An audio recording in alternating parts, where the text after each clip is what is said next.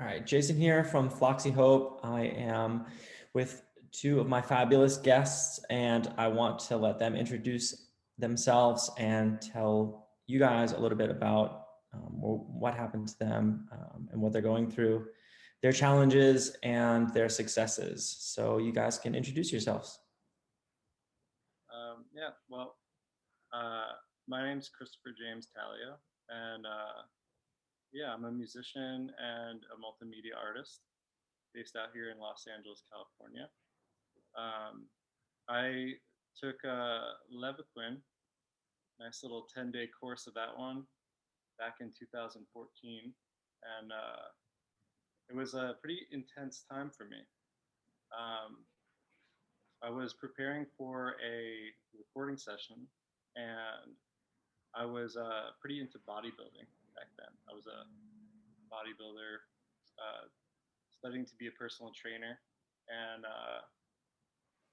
so it kind of messed with that a bit, to say the least. Kind of freaked me out.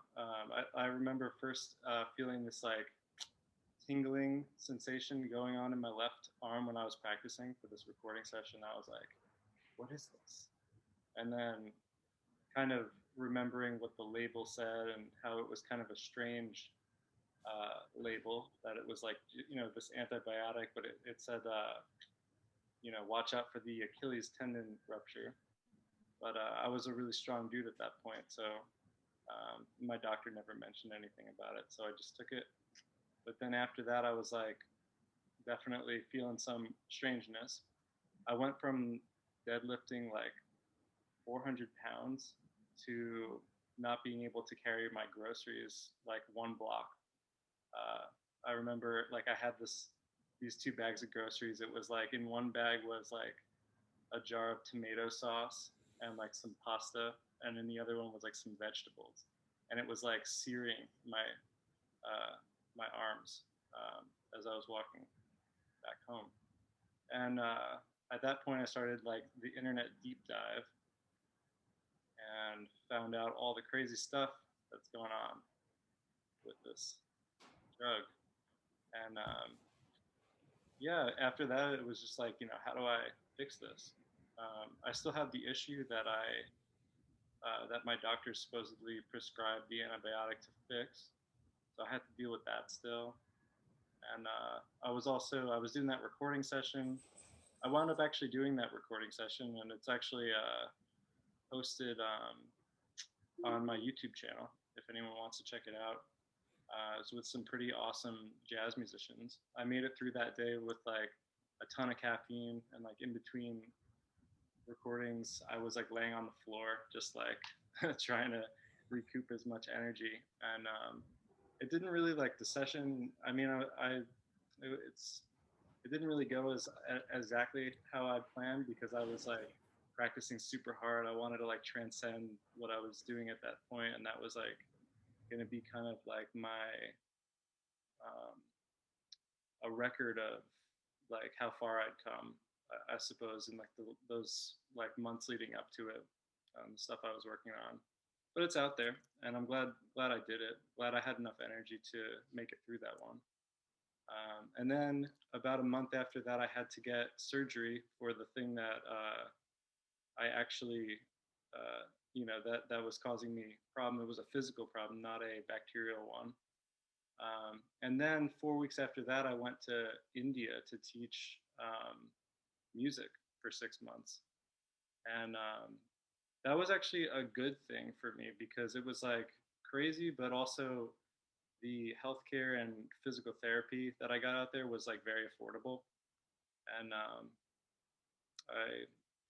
I don't know, that was a good time for me. Um, and I had some healing during that period. Um, I was also like financially stable during that period, which was nice. And then like after, I would say after I came back to New York, which is where I'm from, um, I it was good for a little while actually. I was like doing stuff. I was playing gigs. I was playing upright bass gigs a lot, and And you were still like active bodybuilding. yeah, and I was still at the gym and stuff. It was much like less. intense. It was less strength related, more just like you know, getting the pump on and that kind of stuff. Um, and then fast forward to moving out to LA in like 2018. About 3 months into the move out here, that's when more strange things started to happen. The what is neuropathy in my left arm started to intensify, and then it eventually moved into my right arm, um, and then just like kind of like total body like weakness. I kept getting weaker as far as like my exercising went. Well, another thing that we noticed too when we came out to LA was that you were starting to have a like eczema flare-ups, and it's something that he never had back in New York. So we were wondering if there's something in the like in the air or the water that might be affecting you a little more, like a little more so than like the average person, and maybe that was something that also exacerbated all of the issues that he had. Now, I guess 4 years later, right? Yeah. Yeah. So, but I mean, it's all been kind of a mystery. Like it, I guess, you know, people know like a little bit about what these antibiotics do to you, um, but it's kind of a mystery. All the different things that could possibly trigger it, and it seems like, in general, maybe we live in a toxic time. All the, you know, antibiotics and pesticides in food, and you know what's going on with the environment, especially out here.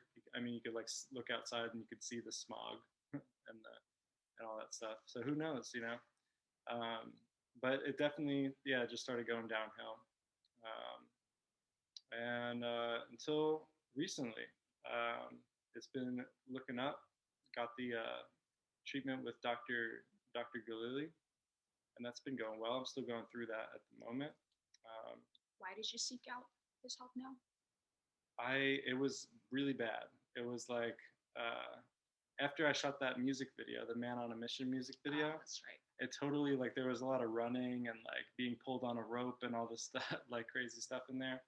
So it like I was done after that. I was so tired, and I just didn't recover from it. I wasn't recovering from stuff. Um, Stopped working out. I was still running a little bit, but then that stopped also in like January, and then I was like, this is crazy. I got to do something. See what's out there. And I found him. I had found him once before. During the summer, I was actually like searching up stuff because from time to time, like when I first had this antibiotic experience, I was heavy into like what kind of supplements can I take? What can I do Caffeine to you know, to ameliorate the situation? And then after a while, after it like, you know, it kind of settled into like the new normal, I was like, you know what, there's like nothing to do about this. It's just going to be the life. So I'm going to settle in. There's no cure for it. You know, time is the only cure. So so I stopped looking for it. And then like, you know, stuff started to get really bad this past summer, and I found him, and I was like, reached out. I was like, this is probably way too expensive for me. Um, and so I didn't like wind up, you know, inquiring or anything. But then when it was really bad earlier this year, early 2021, I like, you know, had a conversation with my parents. I was like, might want to try this. Really having a dark time over here, and yeah, I'm going through it now. And I would say, in addition to the treatments helping, I also like cleaned up my lifestyle a good deal. Stopped with the caffeine. Stopped smoking weed. Um, Not that weed's bad or that I know it's bad. It's just that maybe the smoking, you know, toxins and whatnot coating the lungs, something that I maybe suspected. Also, something that turned up when, like, you know, I turned it up when it came out to California because it's legal out here. Um, so What was the thing that was like allowing him to go on the caffeine and the weed? yeah, it was like my inspiration. It was like the, you know, the muse to keep practicing a lot, to keep writing music, and to keep like kind of just interested in things. And it was really hard to stop. I will say that. And because at any time I'd ever try to quit caffeine, especially before, I would feel like sick, like for weeks. Um, but I did it. I'm on day 50 now. It's great. Um, Nice. yeah, and yeah, I'm doing one more treatment with Dr. G tomorrow, and then I'm going back off to New York for a little while, for a little rest and recovery. And that's pretty much that part of my life in a nutshell, I guess. Nice. It's always hard to hear when someone takes an antibiotic for a suspected thing that it's supposed to treat, and then it doesn't work. And then you still have the issue before the antibiotic, after the antibiotic, plus you have all these other issues, right? Like it's Yeah, a hard pill to swallow, so to speak. It's Not only it's that, like what he was prescribed for was actually his test came out negative, and the doctor prescribed him the Levaquin anyway. yeah, So I know. he was never supposed to really have it in the first place. Mm-hmm. And there's this mindset in this country where you just trust the doctor, right? Like yeah, it's like ingrained in our society. I feel like my parents always brought us to the doctor and we just took what they said and took their advice and never questioned it. And then you get to that point of that prescription of Levaquin or Cipro and you're like, I guess this is what I'm supposed to do. And you don't expect all this crazy stuff to happen, unfortunately. right. Yeah. How how's it affected your like relationship for you guys? Like, has it been up, down? I'm assuming like it's been hard. Yeah, it's been interesting. I mean, we met like about a year after I took the Levaquin, and I Okay. was kind of like settled into the new normal at that point. And at that point, my symptoms weren't really that debilitating. I was like working regularly, playing upright bass gigs, like I said, and I was working out. Like my quality of life was pretty good. My stress was pretty low at that point. So we met. We really had like a great time and built a lot of experiences together. Yeah, I mean, we were young and we didn't have a whole lot of responsibilities, and I feel that was also part of, that stress-free life. And I think having less stress also probably, just in general, didn't have like your symptoms weren't as bad when your stress level wasn't. I don't know if it's correlated, but I mean, at the time, I never heard you complain, and I didn't know how bad it was until I honestly didn't even know that he had any pain at all until we came out to LA. That's when he started expressing it, and I would say the most tense, the most just the most difficult part of it all was the fact that because of the debilitating pain, I felt that he was unable to move forward with some of the responsibilities that I, felt that he needed to take on. Of course, not understanding the full extent of like what he was going through, because I myself had never experienced, chronic pain. So I don't know what kind of psychological issues that cause on top of the physical issues. So I was not understanding it. All I saw was this brilliant, talented, just bright, shining star that had so much ahead of him that but he just couldn't get past a certain point with his career and, like the life responsibilities. So those were, kind of recurring topics that we kind of fought over. And again, I didn't understand how bad it was and how that was contributing to his just paralysis and moving forward with his life.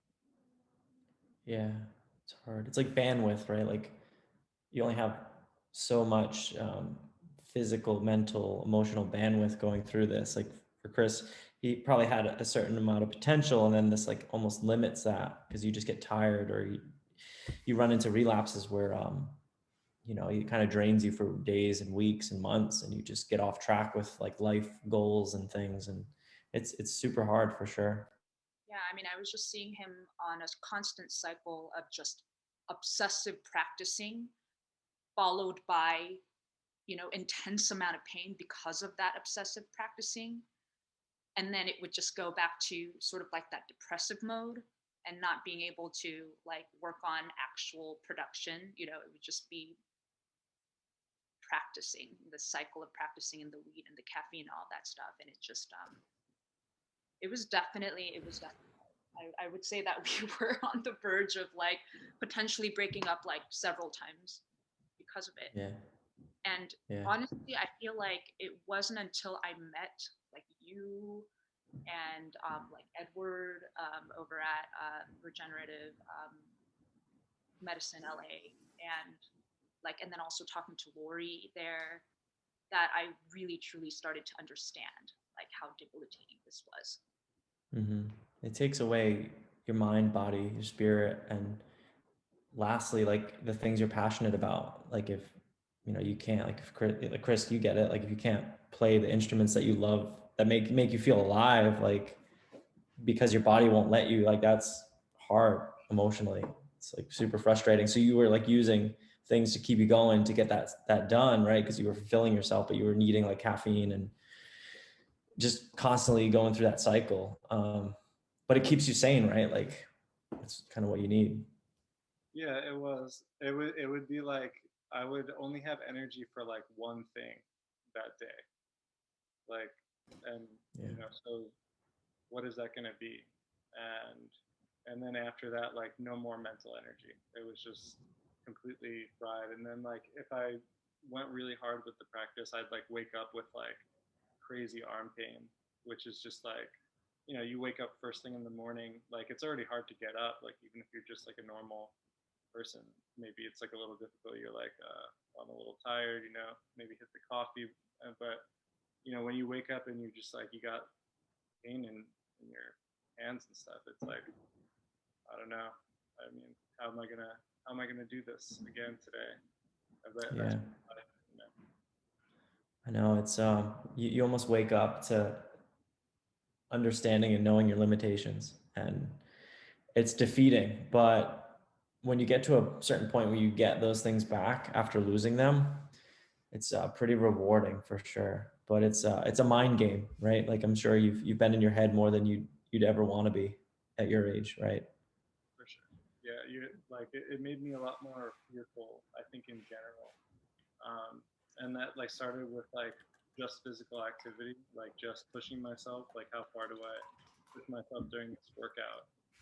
Um, and then I think that like transferred over, that mentality just transferred over into like every other aspect of life, like being fearful even to do like very simple things, like apply for jobs or uh, you know anything really. So Yeah. eating that is the, I guess that's what I'm working on now. I'm trying to just be more normal, more functional, um, I and get it. also to keep trying to pursue those things that make me happy, and have my career turn out the way I want it to as well. It's all a bit stressful, but um, got good support system and stuff. So And your energy's been back. yeah, the energy coming back is great. The neuropathy is still there a bit, but the energy is so much better, and I feel more resilient. Awesome. Like social interactions don't give me as much exhaustion as they used to. That was one thing. Um, I mean, I'm an introverted person just in general, but um, really like the thought of like socializing and like being around normal people that are not affected by this is like kind of exhausting in a way, just to see other people live their life and do their things without this hindrance. Everyone has blocks in their life, I guess, but um, they don't have this block, most people. So it's just like, seeing other people be able to work on their thing and progress and exercise and get stronger. And it's like, can't do that anymore.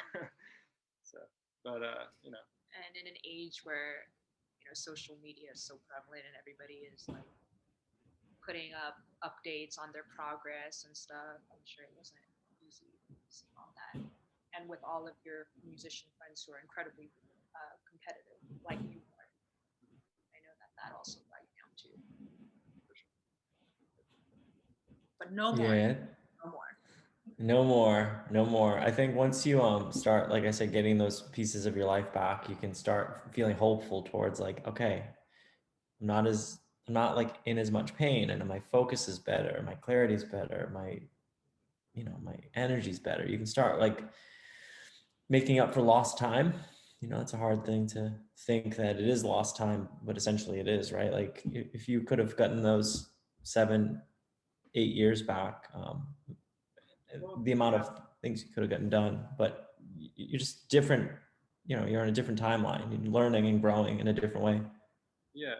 Honestly, it was both good and bad. Like looking at it objectively, like I was really obsessed with um, being like the best upright bass player. I wanted to be the best upright bass player, and because I had to like when that instrument when I first moved out to California, I didn't have an upright bass. I was like actually focusing more on guitar, and especially I was attracted to the guitar at that point because it was a smaller instrument that requires less hand tension to play than the upright bass.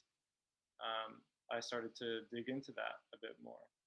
Then the guitar got a bit too hard, so I moved to like piano and voice and stuff like that.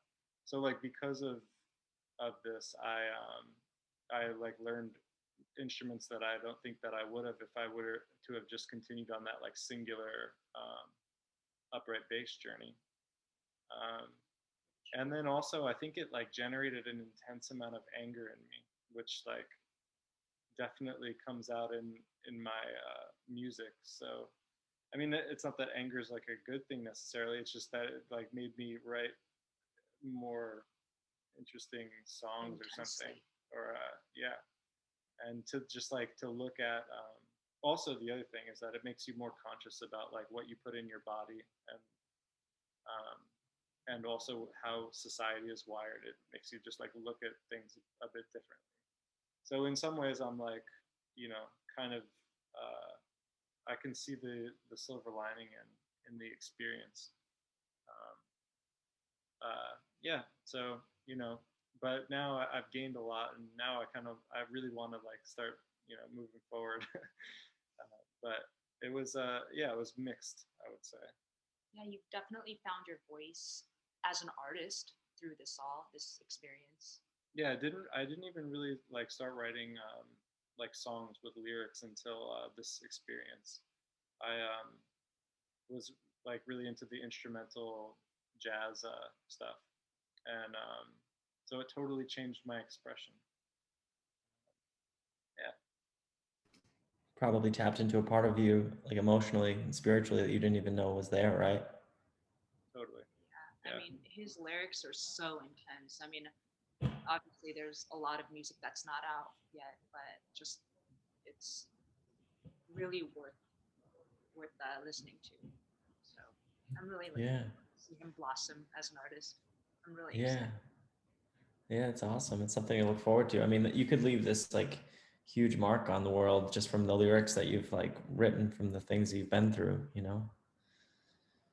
So that's kind of a gift, right? A gift within not a curse, but like a bad time, like a bad part of your life that you turned into this like different good thing. Like Right. you like suffered for the people, and now you have this like gift to give to the people. Yeah. A perspective. Yeah. This whole experience has made me so humble. Like it's just, it makes you a different person. I would sit outside and just like listen to the birds, and I'm like, whoa, I'm enjoying this. I don't think at 30 something I would just take the moment and time to sit there and listen to nature and like relax. It's completely changes you, but it's great though. I've learned so much. I've met so many great people like you guys going through this. So it's got its blessings in disguise. for sure. So what are some major roadblocks that you've come across, like you guys together, that you've supported each other and been able to conquer through this? Like, what are some of the big things you were like, yeah, we have this issue, but we figured out a way to get through it? Well, first of all, when we really realized what the root of the problem was, I decided to stick around and commit and support 100%. Nice. Of course, can't say once you actually commit, it's still not an easy road from there. But at the time, like about 2 years ago, I started my own business, and Chris has been an immense guide and a coach through that journey. He's never missed a single like investor meeting with me. He's been the voice that I, even myself as the founder, didn't have. And even though he wasn't, like 100% invested in his musical career, well, I didn't say it really just right. He wasn't working like 100% of the time on his music at the time. And so he was able to give that time to me instead and help me, grow this business to where it's at today. Not that we're that far along, but I certainly would not have have gotten here without Chris's help. But Nice. what was super difficult? I mean, it's just always emotional. It's emotional Yeah. when you see your partner have this all this talent and skill and just like not really going anywhere with it. Like it could be Yeah. frustrating, selfishly on my end, Yeah. but still frustrating nonetheless. Yeah, I Yeah. guess You guys. for me it was like I knew that I like objectively I know that I have a decent amount of musical ability, but it's like it was like one thing that was really keeping me from playing with other people is just like, am I gonna experience so much pain during a session that like I'll have to stop and then I'll have to like explain my situation and then like uh, you know that kind of stuff popped up a lot for me. Like because and I was always trying to correct my technique so that like I could play lighter and play with more ease so that I could express myself without feeling so much pain. Um, and it's like, and then it just piles up and it kind of becomes if you don't get out there, it becomes this like insurmountable thing to like, is it even a reality? Could it be a reality? Like, so you get really in your head. But yeah, I don't know if you guys have a good support system. It seems like you guys support each other you complement each other very well. It was more than just us two. I mean, other than the fact that I believe that we have incredible communication, we do have support system outside of just ourselves. Like his parents are just amazing. They have been supporting us through this journey, and they have been financially helping. Yeah, they're helping me do the the treatment. treatment. And then also my and my family have been also incredibly supportive, really helping me with everything that they can for my business. So it's more than just us two. We can't Take all the credit, right? You need a support system outside of just you guys to be as happy and amazing as you both are. Like Emily and I, we have these roadblocks that we run into all the time where I'll get to a point where I'm healthy and then I'll have like a little tiny setback and be like so defeated where like you can tell like emotionally, like I wear my emotions outside, I kind of get guarded, and she would know that, but we've had a hard time getting to a point where I'm able to communicate that I'm having a bad time, her being able to understand it and then support me. I almost just bottle up and kind of ignore the world that I'm in and just kind of change my personality to a negative place. That's been the hardest thing to figure out. And you guys seem to have like really good communication, which is awesome. Through like during the, was it Levaquin or Flox or Cipro? It was Cipro. And were you guys together when you took it, or did she? No, she came along like 4 years later, 3.5 years. I was pretty normal for a long time, just like Chris, and then all of a sudden, I pushed myself physically too hard, and then it just came back fierce. So she was with me for like about a year, had moved in, and then it just crashed, you know. Yeah, it's really interesting how it can, show up like, plenty of years or months after you take the thing. It's Yeah. really such a mystery, drug, really. It really is. It's scary because like I don't know if like 30 years down the road or I don't even know like however long I live, like will that happen again and will I be able to sustain that? I've been um, pretty aware of the symptoms. I try to fight them before they get there. But yeah, I've seen it happen to a lot of people. Yeah, it's definitely one of the questions that I have. Like, I mean, I took it when I was 24. So like, what's it going to be like when I'm 60? I hope that like by the time I'm 60, by the time we're that age, like they figure out some stuff and like, there's just like a real quick solution for it, Yeah, I hope so. I've been trying to just talk to a bunch of doctors and figure it out. And we have the technology, we just don't have like the funding and the dedication by like researchers and labs to like work on the DNA stuff and the mitochondrial stuff, but hoping something comes down the pipeline eventually. Yeah, I mean, it's good. It coming to the surface um, is going to make so many people realize what's happened to them. I think a lot of people are affected by this medication. There's so many different fluoroquinolones and quinolone medications out there, so a lot of people take them. Yeah, pharmaceutical adverse reaction, like long-term stuff is probably the biggest silent epidemic other than like Lyme disease. In my opinion, like fibromyalgia is completely mislabeled as like some sort of pharmaceutical. It's like an unknown, right? Fibromyalgia is like this. Doctors don't know what to do. Like, and I think I've seen more Floxies get that label, and I feel like the label should be like, let's look into what pharmaceuticals you had taken and why you have long-term side effects. You know. Yeah. And this turns on like a lot of autoimmune stuff, like eczema, right? So you probably never had a huge eczema issue before. I did when I was like 13. Oh, I had Lyme disease when I was like 10. Well, twice. I mean, I guess I had like a flare up when I was 13. And then at that time, when they put me on some kind of antibiotic, that second time, I started to have all of these strange things. Like I remember I got some fungus under my fingernails, and like the eczema came about at that point. It was like a strange like pattern on my arm.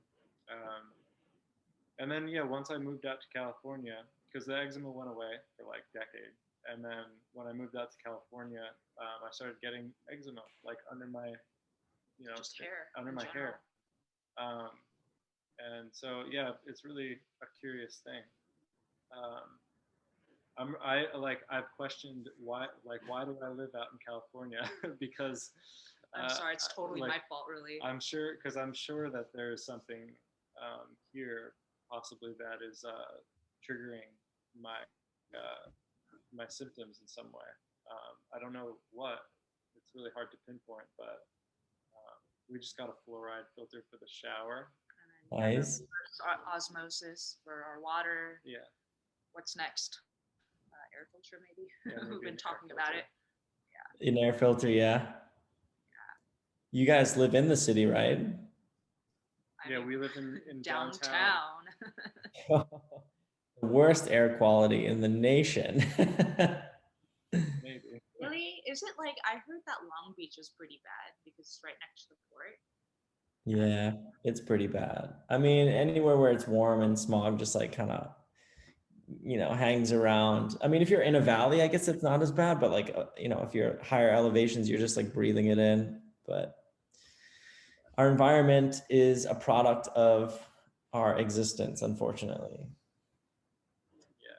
Industrial Revolution.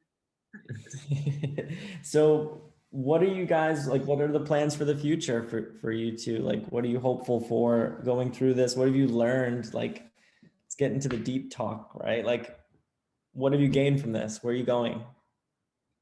Well, hopefully healing. And I mean, I want to push forward with my creative endeavors. Where I'm working very slowly on another music video for the second song that I put out called 𝘾𝙊𝙍𝙍𝙍𝙍𝙍. I have another song that's The angry song.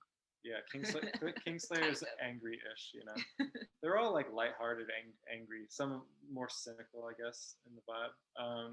I got another song that I finished that's probably gonna go out this summer, and I have two more after that I'm working on. So just keep releasing music and see where that goes, and try to find some stability, and yeah, just keep pushing forward, and hopefully exercise a little harder soon. And Nice. start getting back into shape, because I really miss that. That was like one of my favorite things to do.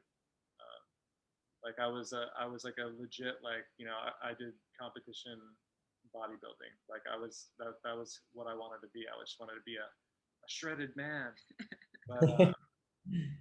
But so I want to get back to some sort of physical fitness, and yeah, and we're both building like a kind of a creative life. I mean, we're both very involved in each other's work, and yeah.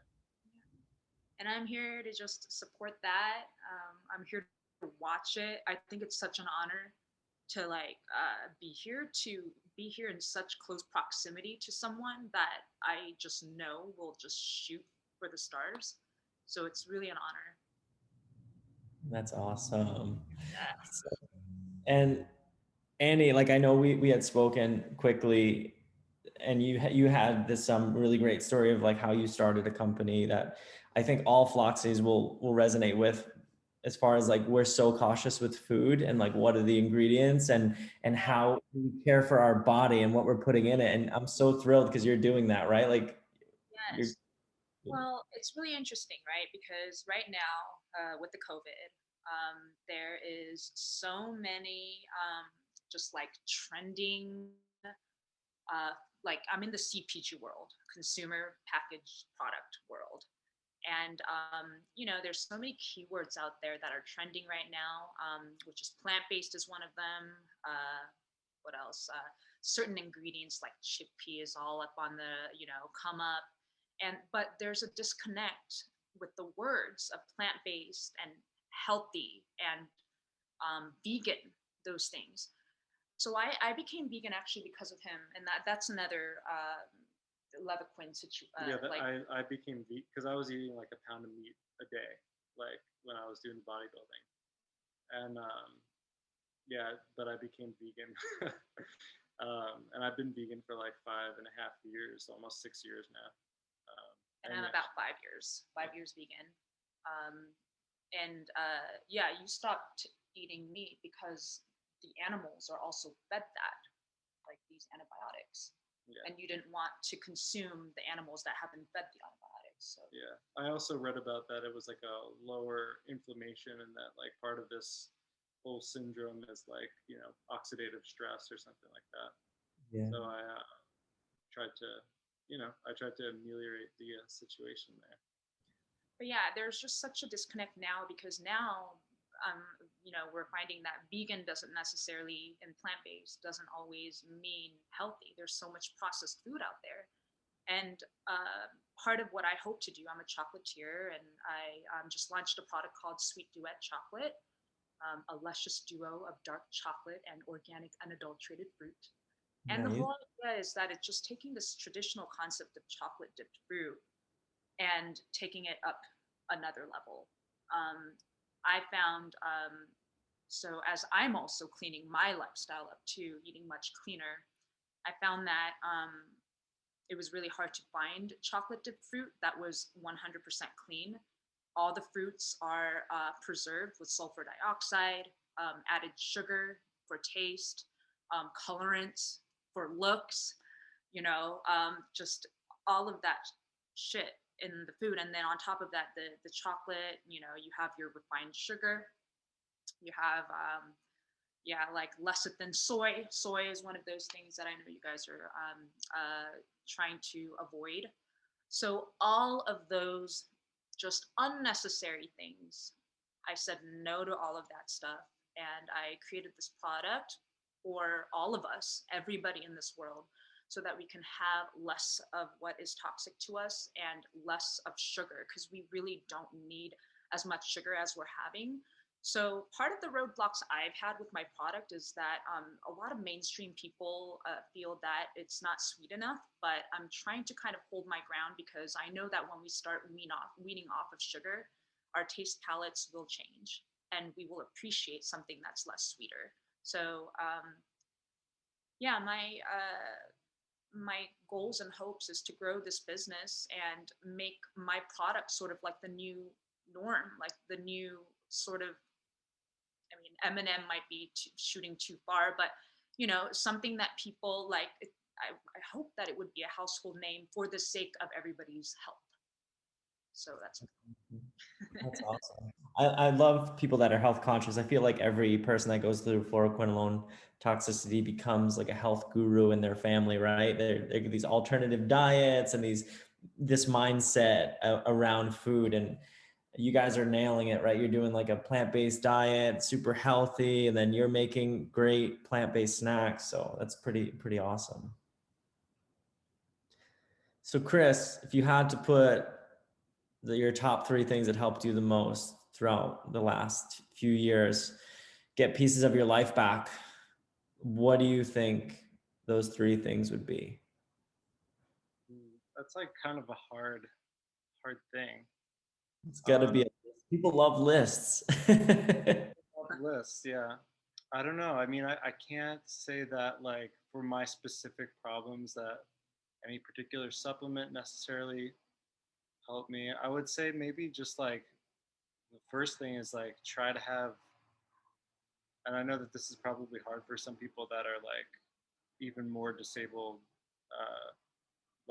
but just try to have something to focus on that is interesting to you, that like you can create a story in your head of you like progressing along some path so that it feels like you're moving forward in at least one aspect of your life. I mean, even if that's like a game or something, just something to keep you occupied, hopefully in a positive way, and I think definitely like learning about the diet and being more in tune with how foods affected me. Like I notice sometimes when I eat certain foods, I especially notice this about like a few times I've had like cheese at a restaurant by accident, like they just accidentally put something in when I went out, and I like noticed immediately the like effect that it has like on the gut and on my body and stuff like that. So trying to hone in on an awareness. So that's the second thing, I guess, like being aware. So one, have something to progress along, even if it's a small thing. 2, try to be more aware of your body. And then the third one is yeah, just be honest with people, and yeah, be honest with yourself and with people, because yeah, holding stuff back causes anger, and like anger is a big kind of negative thing that I think holds a lot of people back, myself included, still dealing with it really. But I think being honest is super important for that thing, for your life, just in general. Actually, that's probably really what's kept our relationship so healthy is the honesty, the communication, straightforward, say how you feel all the time. Only got one life, so just be real. Yeah, you only got one life, so you might as well just spend it with one quality person. Exactly. Honestly, you guys are nailing it. Like, those are really inspiring words, though. Those top three are definitely things people should strive for. Feel the simplest things to do aren't always supplements and diet. It's more mental, right? Mental agility, being okay with things, being honest and open with people, and relieves a lot of anxiety that comes with this, right? Yeah. So that it's always nice. I mean, even if people don't understand you, it's whatever. At least you told them what happened to you. If they don't believe you, that's on them, right? Yeah. It's really interesting. A lot of the people that I've told about this, because I've told more people about it recently, because especially since I've been going through the treatment, I'm trying to take it easy, and people are asking me like, "Hey, what's up? You want to do this or that?" And I'm like really trying to take it easy at the moment. So I'm like telling people what's going on, like what's been happening, um, trying to make people understand. It's really interesting. Some people are like totally like, "Oh wow, that's so crazy," like because it's no not that many people know what it's like to be affected by this thing that like is supposed to like make you heal from an infection or whatever, and it's like and then it like affects you for years, and that's just I think a rare experience to have. So not a lot of people are really aware of it, or they don't know what it feels like. And I think maybe that's part of my problem, or this part of our problem in general with this thing is like kind of expecting people to maybe not understand, like not exactly understand, like you don't know exactly what I'm going through, and that like kind of creates a separation between people, or between yourself and other people. And Yeah. Do you feel like if you had a little less of that mentality, it would be more, like you'd be able to connect with them more or make them understand deeper? maybe I think it would just it'd be better for me to not have to, not like it's like kind of a negative thing to think that like, oh, you don't really know what I'm going through, like you'll never know what I'm going through unless you like took this thing and have this experience. So yeah, so maybe that's something I gotta let go of. But definitely telling more people about it. I've like a lot of people, everybody that I've my close friends that I've let know about this are understanding. Some family members are a bit confused, but uh, but it's been positive for the most part. I think it's a good thing. Yeah, letting go of looking for sympathy or understanding from most people is kind of like a hard fight to fight, because you're not going to win everybody, but the people that understand you and want to support you are probably going to be your biggest advocates and support system. So those are the people that really matter. But it's a weird thing to tell somebody that you took an antibiotic and it kind of like took pieces of your life away, because that doesn't sound right? Like you think like some other drug, like chemotherapy or something, but it's a real thing. Yeah, it is. So it's exciting though that you guys have like a great relationship. They're still doing things. You guys have goals. It's awesome, because this does do a number on relationships, but it seems like you guys have weathered the storm pretty well. Yeah, I'd say. Yeah, it sounds like you and Emily too.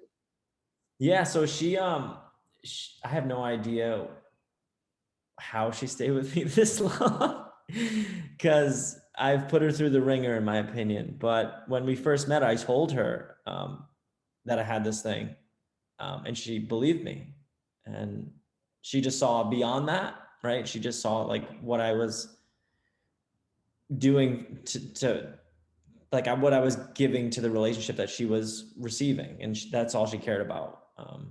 Because I don't think this should define you. I think it should just be a piece of you, but doesn't have to define you or your relationship. And she understood that. So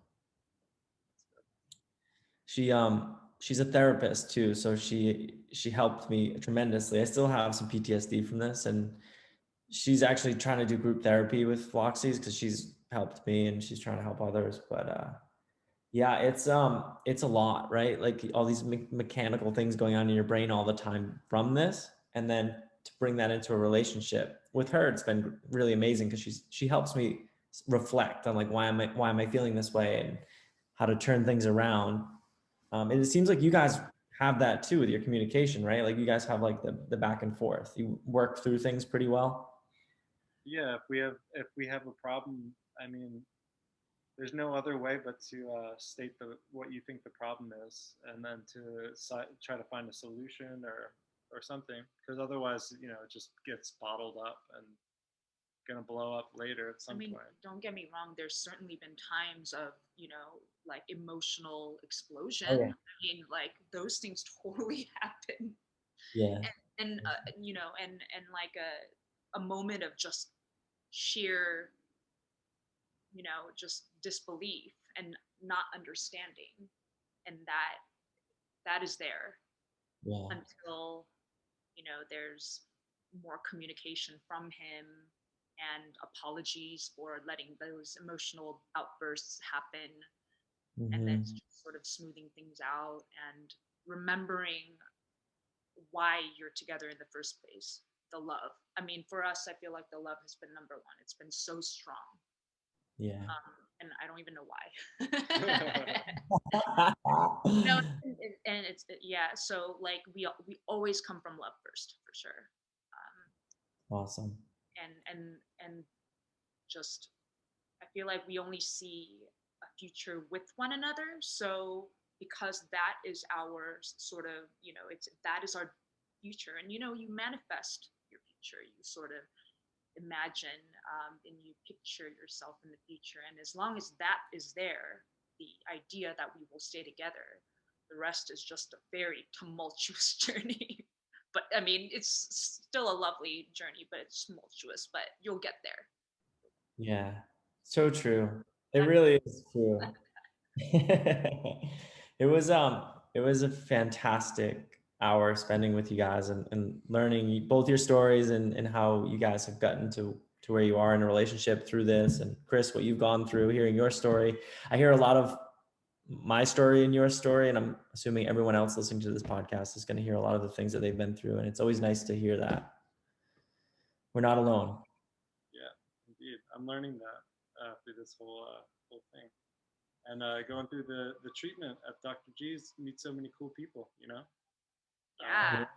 It's Yeah. really cool. I've met so many cool people. Yeah. Right? People are This journey with you guys in a way. yeah, it's like this it's like this roller coaster that we're all getting on together and just going and just there's a lot of excitement with treatment, and there's a lot of excitement going through like healing journeys, right? Like having a hopeful bias and feeling the hope, and then getting treatment or getting any kind of like win in your life. You get these like things back, and to witness that, I've been very fortunate. I've been a part of a lot of people's healing, and it's been a blessing. It's made me really want to live a full and happy life and help people. And you guys are helping people right now by telling your story, honestly, which is amazing. And what you're doing now with this, and then also like that infrared thing. I mean, I think it's so incredible, like where all of this experience has brought you in your professional life. So it's so crazy. I was a professional BMX rider. I rode for Radio Disney till I was 27. I was an electrical engineer. That's what I was doing for my day job, and then riding my BMX bike, doing backflips over like little kids at Radio Disney. Going to the gym, took a prescription. Like probably 4 or 5 months later, I just couldn't like walk and couldn't ride my bike anymore. Quit my job, and then it was a mess. It was a mess after that, like 3 years, and then I just started to slowly work my way back to health by convincing doctors that I had like really bad Lyme disease, give me an IV. And this is way before Dr. G or any of these doctors were doing anything. And it's been a long journey. I'm trying to prevent people from that. I feel like people should get back to their life sooner than 7, 8 years. It's too long. 100%. That's really interesting. The so your thing with your way of convincing doctors was to try to convince them that you had like Lyme disease. Yeah, I took a Western blot test. I had Lyme markers. I had Lyme disease twice. Once was really bad. My liver shut down. It's crazy. I was in the hospital. That's when that post-op, they had given me ciprofloxacin because I started to have like really bad pelvic issues, night sweats. Like they had given me a Z-Pack and like a shot and a bunch of other stuff. And like, we'll just take Cipro. It's like, this is all we got left. And it was because I had like prostatitis type of symptoms after I had taken doxycycline, which kind of alleviated the Lyme disease. And that's when everything got like destroyed. So I was just reaching out to naturopathic doctors treating Lyme disease and be like, I need glutathione, I need vitamin C, I need B vitamins. And like, I was convincing them to do that. Like, I knew it was the fluoroquinolone, but nobody cared. So I had to just be like, I have Lyme disease, I need IV. So that kept me going for a long time, IVs and prolotherapy. But I still wasn't able to ride my bike or really do anything of meaning that meant something to me at that point. And then I started to learn all these other tools that I didn't know that I had, like using my brain. What's that? Do you ride now? Kind of, sort of.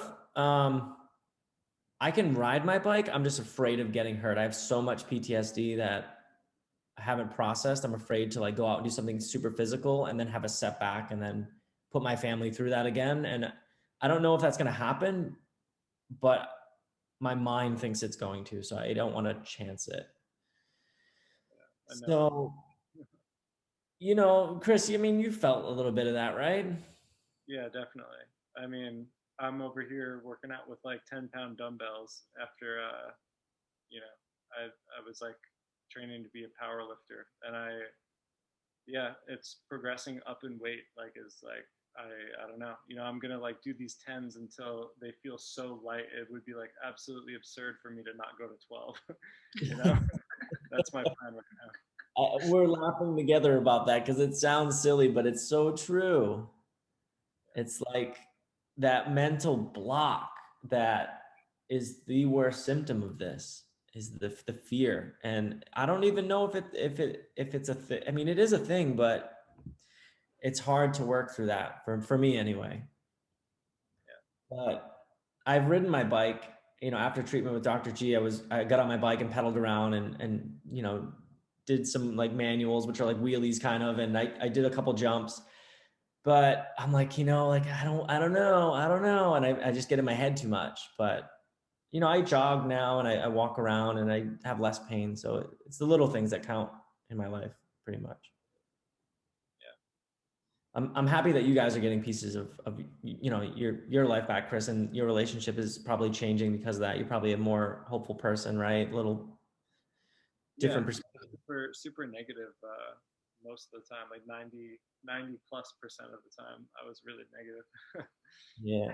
I forgot about that actually. Yeah, you were pissy all the time. Yeah. and then I'd get pissy and like yeah be pissed. It permeates the room, right? It certainly does. So I'm super excited that you guys are doing this, and I'm so happy we met. It's been a blessing. Same. Yeah.